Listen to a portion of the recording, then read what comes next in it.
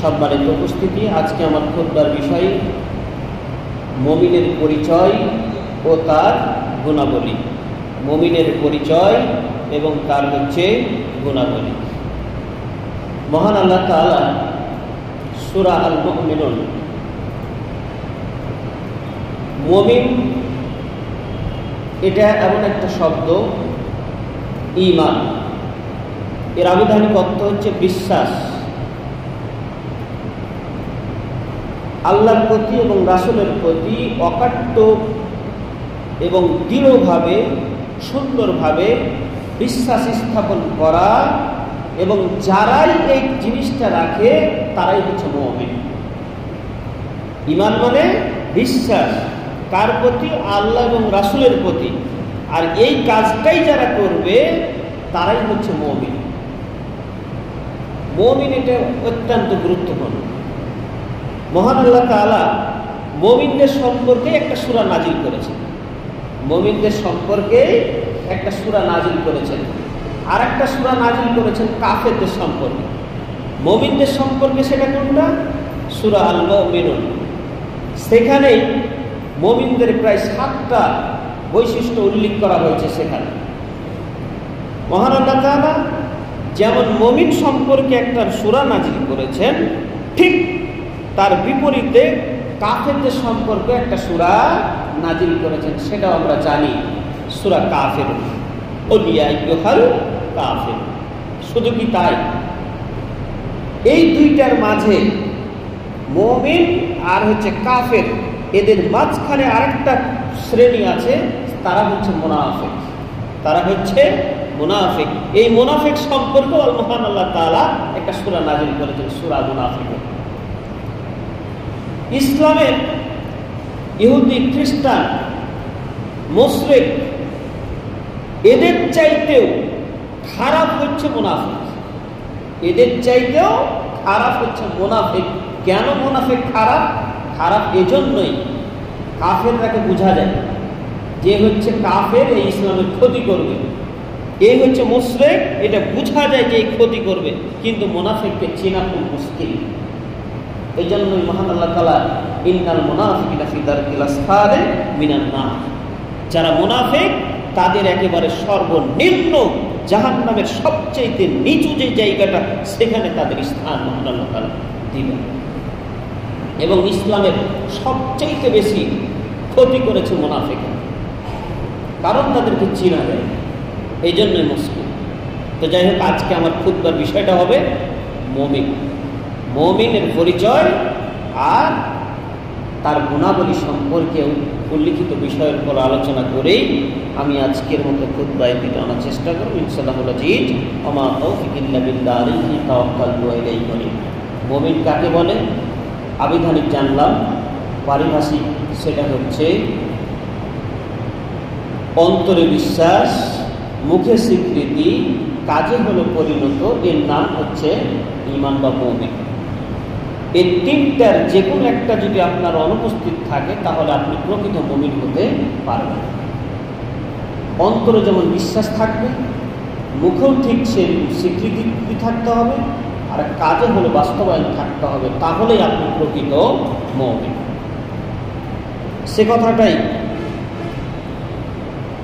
ইসলামী পরিভাষায় ঈমান হলো তাসদিক বিল জানান ওয়া কাউল বিল লিসান ওয়াল আমালু বিল জাওয়ারিহ, অর্থাৎ অন্তরে বিশ্বাস সত্যায়ন, এরপরে হচ্ছে ওয়াল কাউল বিল লিসান, মৌখিক হচ্ছে স্বীকৃতি, ওয়াল আমালু বিল আরকান, আর হচ্ছে অঙ্গ প্রত্যঙ্গ অর্থাৎ কাজে হলো বাস্তবায়ন, এর নাম হচ্ছে ঈমান।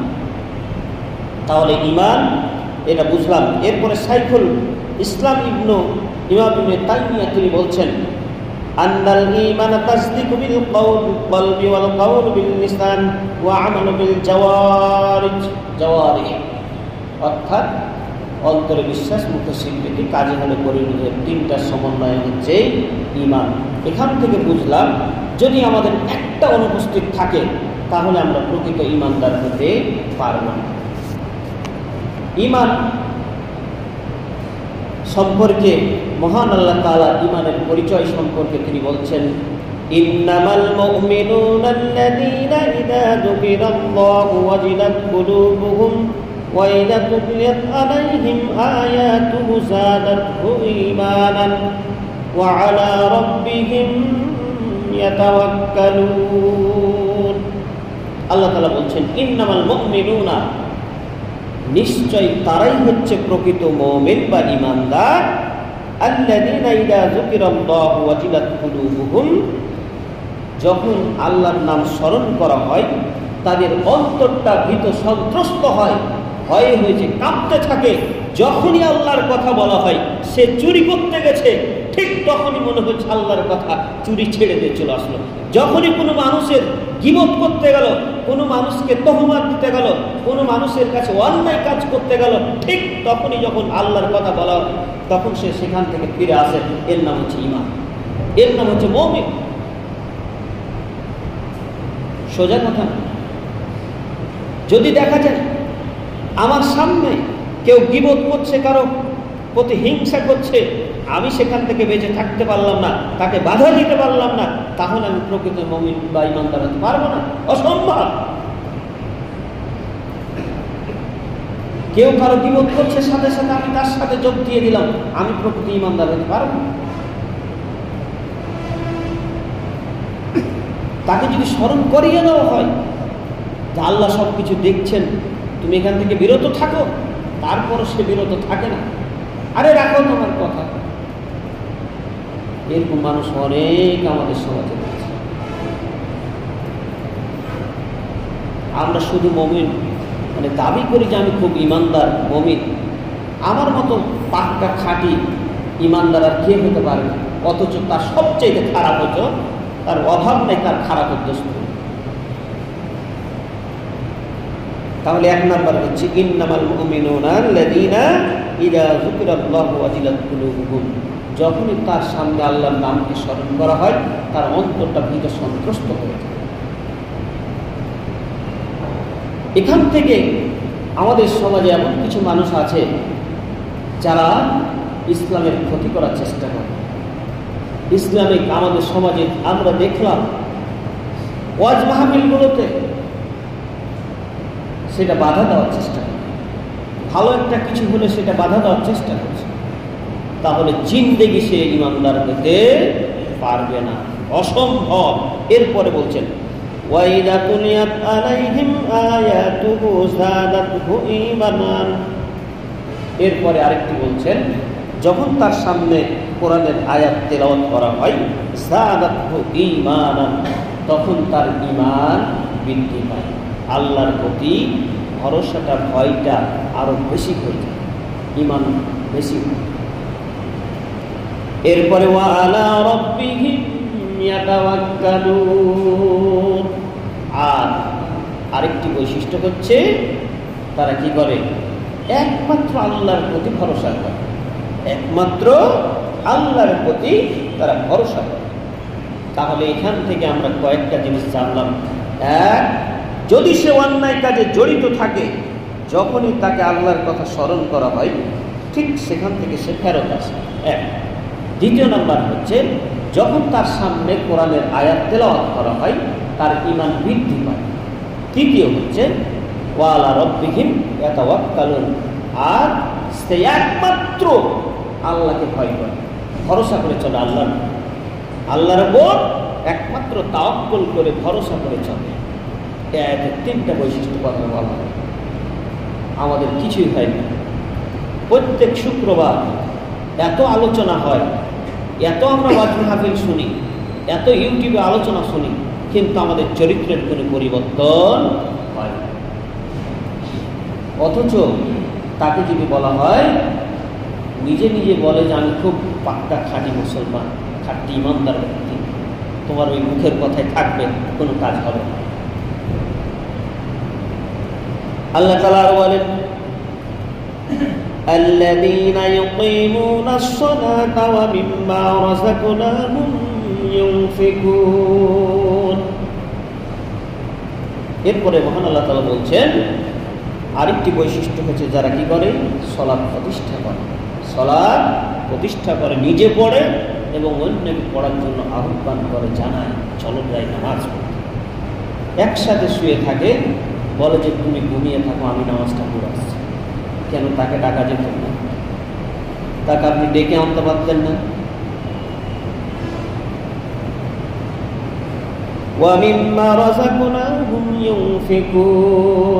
আর আল্লাহ তার রিজিক দিয়েছেন, ধন সম্পদ দিয়েছেন, সেখান থেকে স্যার ব্যয় করেন।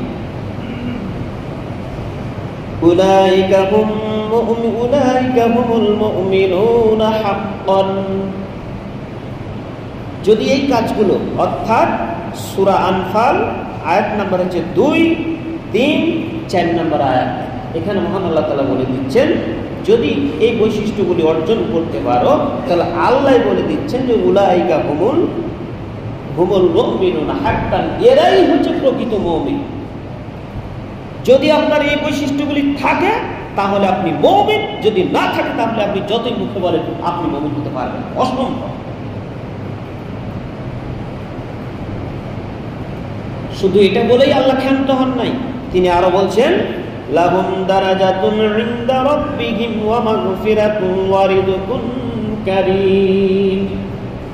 আল্লাহ তাআলা শুধু নাম দিয়েই ক্ষান্ত হননি, তিনি বলছেন তাদের জন্য রয়েছে আল্লাহর নিকটে হচ্ছে সম্মান, আর আল্লাহ তাআলা ক্ষমা করবেন এবং সম্মানিত রিজিক মহান আল্লাহ তাআলা আপনাকে এই পৃথিবীতে দিবেন। সুবহানাল্লাহ। আল্লাহ বলে দিলেন যারা এই বৈশিষ্ট্যগুলি অর্জন করতে পারবে তারাই খাঁটি মুমিন, এবং তাদের জন্য রয়েছে আল্লাহর কাছে সম্মান, মর্যাদা এবং হচ্ছে সম্মানিত রিজিক মহান আল্লাহ তাআলা দান করবেন। সূরা আনফাল আয়াত নম্বর 2, 3, 4 নম্বর আয়াতের কথাগুলি রয়েছে। তাহলে অবশ্যই আমাদেরকে সেই বৈশিষ্ট্যগুলি অর্জন করতে হবে। সূরা আল মুমিনুন এখানে প্রায় 7টা বৈশিষ্ট্য উল্লেখ করা হয়েছে। সেখানে 10 এবং 11 নম্বর আয়াতে মহান আল্লাহ তাআলা বলছেন যে ওরাই হবে জান্নাতুল ফেরদাউসের অধিকারী, হুমুল ওয়ারিসুন, তারাই হচ্ছে জান্নাতের সেই ওয়ারিসের অধিকারী। আমরা জানি যে পিতামাতার সম্পত্তির অধিকারী হয় সন্তানগণ। সেই সন্তানটা যদি হোক পাগল তারপরও সে সম্পদ পেয়ে যায়। সে সন্তানটা যদি হয় ছোট তাও পায়, বড় হয় তাও পায়। তো মহান আল্লাহ তাআলা বলে দিচ্ছেন হে পৃথিবীর মানুষ, তোমরা যদি এই বৈশিষ্ট্যগুলি অর্জন করতে পারো তাহলে তোমরাই হবে জান্নাতুল ফেরদাউসের অধিকারী। জান্নাতুল ফেরদাউস সেটা কি আমরা সবাই জানি, সবাই কিন্তু নামাজে বলি, নামাজের পরে যে হে আল্লাহ তুমি আমাকে জান্নাতুল ফেরদাউস দান করো, সর্বোচ্চ যেটা জান্নাত। সেই জান্নাতের বৈশিষ্ট্য আরো বলা হয়েছে যে আল্লাহর যে আরশ রয়েছে, আল্লাহর যে আরশ রয়েছে তার নিচেই সেই জান্নাতুল ফেরদাউসটা। সুবহানাল্লাহ। এবং যতগুলি নহর প্রবাহিত থাকবে সব সেখান থেকেই প্রবাহিত হবে। সেটা হচ্ছে মেনটেন এক কথা। সেই জান্নাত মহান আল্লাহ তাআলা দিবেন যদি সেই বৈশিষ্ট্যগুলি অর্জন করতে পারা যায়। সেই বৈশিষ্ট্যগুলো কি? 1 নম্বর বৈশিষ্ট্য হচ্ছে তাদের বৈশিষ্ট্য হবে সন্দেহাতীতভাবে মহান আল্লাহ তাআলাকে ভয় করা। কোনো দ্বিধাদ্বন্দ্ব করা যাবে না, কোনো সন্দেহ করা যাবে না, কোনো ত্রুটি বিচ্যুতি থাকা যাবে না, একমাত্র আল্লাহকে ভয় করতে হবে। আল্লাহ তাআলা বলেন ইন্নামাল মুমিনুনা আল্লাযীনা আমানু বিল্লাহি ওয়া রাসূলিহি সুম্মা লাম ইয়ারতাবু। মহান আল্লাহ তাআলা বলছেন ইন্নামাল মুমিনুনা, নিশ্চয়ই মুমিন তারাই যারা আমানু বিল্লাহ, আল্লাহর প্রতি ঈমান আনে, ওয়া রাসূলিহি এবং রাসূলের প্রতি ঈমান আনে, সুম্মা লাম ইয়ারতাবু, কোনো সন্দেহ ছাড়াই, জাহাদু ফি সাবিলিল্লাহ বিআমওয়ালিহিম ওয়া আনফুসিহিম উলাইকা হুমুস সাদিকুন। মানে হলো যারা সন্দেহাতীতভাবে, কোনো সন্দেহ ছাড়াই, সন্দেহ মুক্ত, যারা আল্লাহ এবং রাসূলকে বিশ্বাস স্থাপন করে চলে, একেবারে অকাট্যভাবে বিশ্বাস করে নাই, তারাই হচ্ছে প্রকৃত মুমিন বা তারাই হচ্ছে প্রকৃত ঈমানদার। কোনো সন্দেহ করা যাবে না, সন্দেহ ছাড়াই মহান আল্লাহ তাআলাকে বিশ্বাস করতে হবে। এরপরে বলছেন জাহাদু ফি সাবিলিল্লাহ, যারা আল্লাহর পথে জিহাদ করে বিআমওয়ালিহিম ওয়া আনফুসিহিম, মাল দ্বারা এবং হচ্ছে জান দ্বারা। উলাইকা হুমুস সাদিকুন, তারাই হলো সত্যবাদী, তারাই হচ্ছে সত্য কথা বলছে, আর অন্য কেউ সত্য কথা বলে না। এখানে তিনটা কথা বললেন। এক, সন্দেহাতীত ভাবে, কোনো সন্দেহ ছাড়াই আল্লাহকে বিশ্বাস করতে হবে, কোনো কিছু সন্দেহ করা যাবে না, এটা এক নম্বর। এরপরে বলছেন জিহাদ করা, জাহাদু ফি সাবিলিল্লাহ, তারা আল্লাহর পথে জিহাদ করে। জিহাদটা করতে গিয়ে প্রথম যে জিনিসটা সেটা হচ্ছে বিআমওয়ালিকুম ওয়া আনফুসিকুম, মাল দ্বারা এবং হচ্ছে জান দ্বারা। অনেক মানুষ চালাক আছে, বলছে আমরা জীবন দিয়ে দেবো কিন্তু মাল ছাড়বো না। আল্লাহ তাআলা এই জন্যই প্রথমে বললেন যে বিআমওয়ালিকুম ওয়া আনফুসিকুম। আল্লাহ তাআলা জানেন আমাদের চালাকি, মানুষের চালাকিটা কিন্তু তিনি জানেন। অনেক মানুষ বলে যে জীবন দিয়ে দেবো কিন্তু মাল ছাড়বো না। তো জীবন চলে গেলে তোমার মালের আর প্রয়োজন আছে, তুমি দিয়ে এমনি তখন দিতে হবে। আল্লাহ এই জন্য বললেন প্রথমে মালের কথা, এরপরে জানের কথা, তারপরে বললেন যে এরাই হলো সত্যবাদী। যদি এটা দিতে পারো তাহলে তোমরাই হচ্ছে আসল প্রকৃত মুমিন। তাহলে মুমিনের পরিচয় আমরা জানলাম। এক নম্বর হচ্ছে সন্দেহাতীত ভাবে, কোন সন্দেহ ছাড়াই একমাত্র আল্লাহ বিশ্বাস করে। শুধু বিশ্বাস করেই ক্ষান্ত হয় না, সাথে সাথে আল্লাহর দ্বীন কায়েমের জন্য, আল্লাহর দ্বীনকে প্রতিষ্ঠা করার জন্য তারা জান দেয়, প্রথমে মাল এরপরে জান দেয়, এতে কোনো সন্দেহ তারা করে না।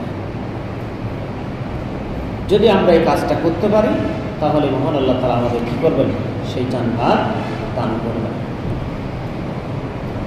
এটা হচ্ছে সূরা হুজরাত 49 নম্বর সূরা, আয়াত নম্বর হচ্ছে 15।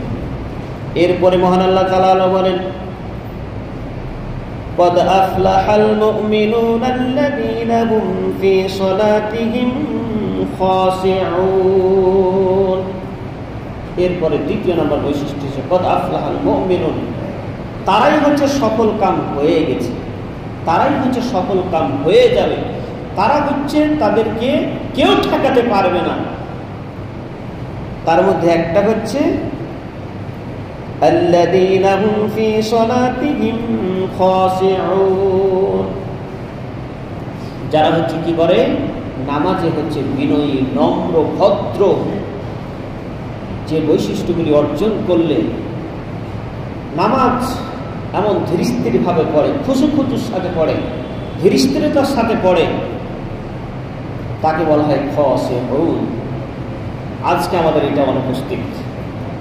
আজকে আমরা নামাজ পড়তে আসি, খাশিউন ওটাকে বলা হয় যার অন্তর পাশাপাশি অঙ্গ প্রত্যঙ্গ ঠিক আল্লাহর ভয়ে ভীত হয়ে একমাত্র তাকে খুশি করার জন্য, তাকে সন্তুষ্ট করার জন্য নামাজ পড়ে, এর নাম হচ্ছে খুশু, এর নাম হচ্ছে খাশিউন। আমরা কি পেরেছি? আমরা পারি না। আমরা নামাজ পড়তে পড়তে আমার ফ্যানটা চলছে কিনা এদিকে খেয়াল চলে যায়, নামাজ পড়তে পড়তে দোকানের হিসাবটার দিকে আমরা চলে যাই, নামাজ পড়তে পড়তেই দেখা যায় বাড়ি যেতে হবে, বৃষ্টি চলে আসলে বাড়ি যেতে হবে, এদিকে আমাদের খেয়াল চলে যায়।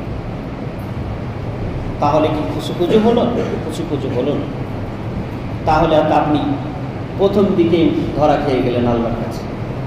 অথচ আমরা খালি বলি যে আল্লাহ তুমি আমাকে জান্নাতুল ফেরদাউস দাও, আল্লাহ তুমি আমাকে জান্নাতুল ফেরদাউস দান করো, দোয়া করতেই থাকি, দোয়া করতেই থাকি।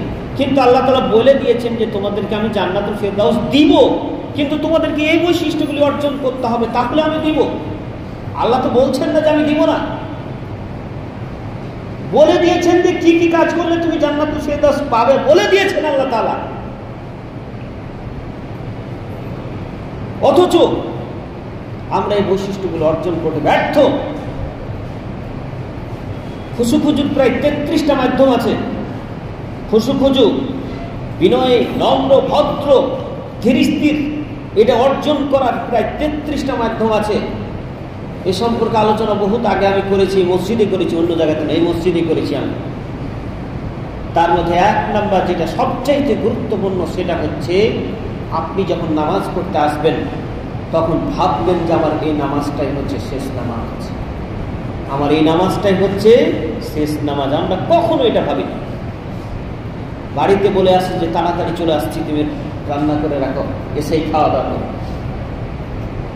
যার যা কাজ আছে, কেউ দোকানে বসে থাকলে যে বসে থাকেন, আমি যাবো আর চলে আসবো,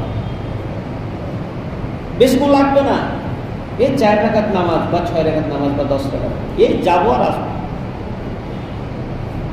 এই যদি আমাদের অবস্থা হয় তাহলে জান্নাতুল ফেরদাউস পাবো কিভাবে? আমাদের চিন্তার করার কারণ আছে, চিন্তা করতে হবে। শুধু খাবো আর গাবো, কিছুই করবো না, জান্নাত পাওয়া সহজ হবে। জান্নাত একেবারে শ্বশুর বাড়ি না যায় হুড়মুড়িয়া করে ঢুকে গেলে, কে কোথায় আছে দেখার বিষয় নাই, যেতে পারলেই। তাহলে দ্বিতীয় নাম্বার যেটা বৈশিষ্ট্য, সেটা হচ্ছে নামাজের মানে ধীরস্থতা অবলম্বন করতে। আল্লাহ তাআলা বলছেন ফাওয়াইলুল লিল মুসাল্লিন, ওই সমস্ত মুসাল্লিদের জন্য হচ্ছে ওয়াইল নামক জাহান্নাম, যারা হচ্ছে আল্লাযীনা হুম ফি সলাতিহিম আন সলাতিহিম সাহুন, যারা নামাজে হচ্ছে উদাসীন, কোনো মনোযোগ থাকে না, এদিক সেদিক তাদের মনোযোগ। তাহলে যদি আপনার নামাজে মনোযোগ না থাকে, আল্লাহ তাআলা বলে দিচ্ছেন ওই সমস্ত মুসাল্লিদের জন্য ওয়াইল নামক জাহান্নাম, যারা হচ্ছে নামাজে হচ্ছে অমনোযোগী, যাদের মন থাকে। আমি আপনি তাহলে কোনটার ভিতরে পড়ছি একবার আমাদের চিন্তা করা দরকার। এখন যারা নামাজ পড়ে না তারা কেউ যে আমরাই ভালো আছি, জাহান্নাম দিবে দিবে একবারে চলে না, এটা শাস্তির কম বেশি আছে। এটা হচ্ছে সূরা মাউন 107 নম্বর সূরা, আয়াত নাম্বার হচ্ছে 4 এবং 5, সেখানে সে কথাটি রয়েছে। এরপরে সূরা মুমিনুনের 3 নম্বর যেটা বৈশিষ্ট্য, সেটা হচ্ছে মুমিনরা অনর্থক কাজ এবং হচ্ছে কথা থেকে তারা কি থাকে, বিরত থাকে। আল্লাহ তাআলা বলেন ওয়াল্লাযীনা হুম আনিল লাগwi মু'রিদুন, যারা অনর্থক, লাগwi এর অর্থ তাফসিরে এসেছে এটা, যে কথাটা আপনার কোনো প্রয়োজন নেই, বললে কোনো লাভ হবে না। আপনি যদি বসে শুনেন তাহলে ইহকালও কোনো লাভ হবে না, পরকালও আপনার কোনো লাভ হবে না। আপনি যে কথাটা বলছেন, এই কথাটা বলতে গিয়ে যেই মানুষটাকে বলছেন ওই মানুষটার ইহকালও কোনো লাভ হবে না, আপনারও লাভ হবে না। এইরকম কথা শোনা বলা সব কিছুই হচ্ছে লাগবে মু'রিদুন, যারা বিরত থাকে তারাই হচ্ছে জান্নাতুল ফেরদাউস পাবে।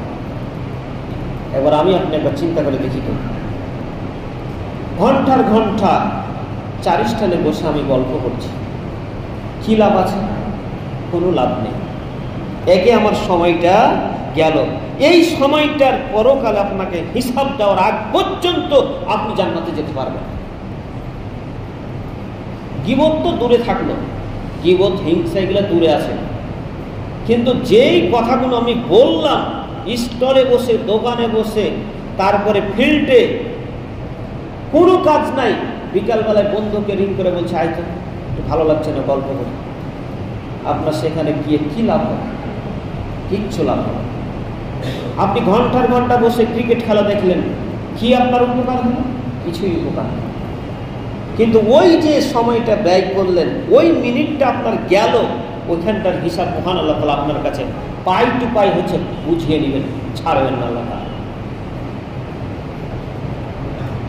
মা ইয়ালফিযু ইল্লা কাওলুন লাদাইহি রাকীবুন আতীদ ইয়াকুলুনা মা লা তাফআলুন কিরামান কাতিবিন ইয়ালামুনা মা তাফআলুন। অর্থাৎ মহান আল্লাহ তাআলা 2 জন ফেরেশতা, সম্মানিত 2 জন ফেরেশতা লেখার জন্য একবারে প্রস্তুত, একেবারে লিপিবদ্ধ করার জন্য প্রস্তুত হয়ে রয়েছেন। আর এমন কোনো কথা বলবেন না যেই কথাটা আপনার কাল কিয়ামতের মাঠে জবাব দিতে হবে। স্বতন্ত্র প্রহরীর মতো বলার সাথে সাথে লেখার জন্য প্রস্তুত হয়ে রয়েছে।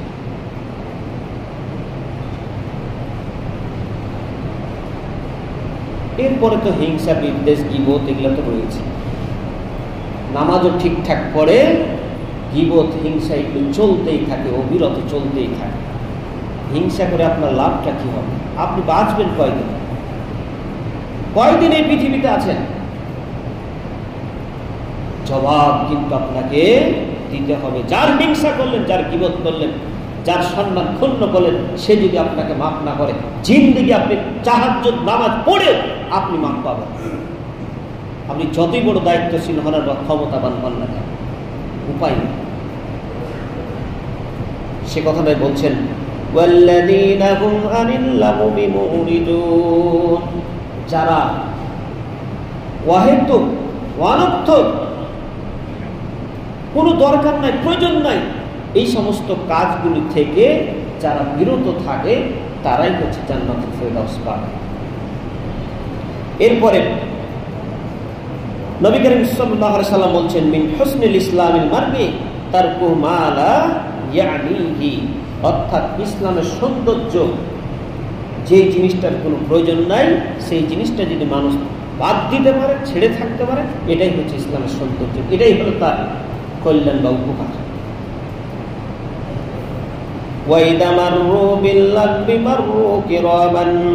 যখন তারা অসার ক্রিয়াকলাপের পাশ দিয়ে অতিক্রম করে তখন তার সম্মান বাঁচিয়ে তার অতিক্রম চলে।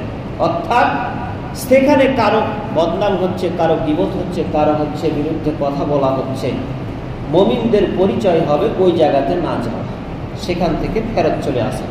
সাহাবীদের একটা অভ্যাস ছিল, তারা জিন্দেগি চারিস্টালে বসতেন না।